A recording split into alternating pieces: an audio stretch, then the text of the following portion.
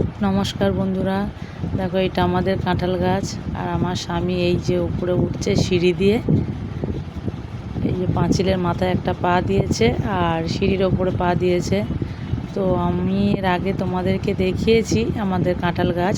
তো অনেক ছোট ছোট কাঁঠাল গাছের নিচে পড়ে গিয়ে কাঁঠাল নষ্ট হয়েছে। এই মাত্র দুটো কাঁঠালই বেঁচেছে।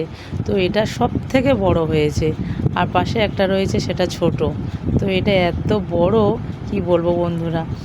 তো দেখো আমাদের এই যেটা কাস্তে, এই কাস্তে দিয়ে এইভাবে কাটাই যাচ্ছে না, তো কেটেছে। যাই হোক, দেখো কত বড়। দেখো এরকম এত বড় কাঁঠাল তোমরা কি কেউ কোনোদিন আগে দেখেছো?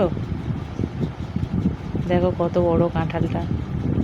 তো এখনও পাকেনি, তো আমরা একটু রেখে দেবো। তো একটু এইভাবে রোদে দিয়ে রেখে দিলে 2-4 দিন পরে পেকে যাবে। তো আমি তখন আবার তোমাদেরকে শেয়ার করব যে কোয়াগুলো কত বড় বড় না ছোট ছোট। দেখো কত বড় কাঁঠাল। টাটা বন্ধুরা।